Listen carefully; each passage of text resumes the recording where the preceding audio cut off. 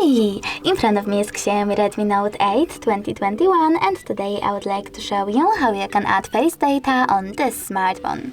Firstly, open settings and scroll down. Now you need to select password and security, click on face unlock and enter your current login method. When you're ready, select start over here, read this disclaimer and tap on next after 5 seconds. Now keep your face in frame and follow all of those instructions.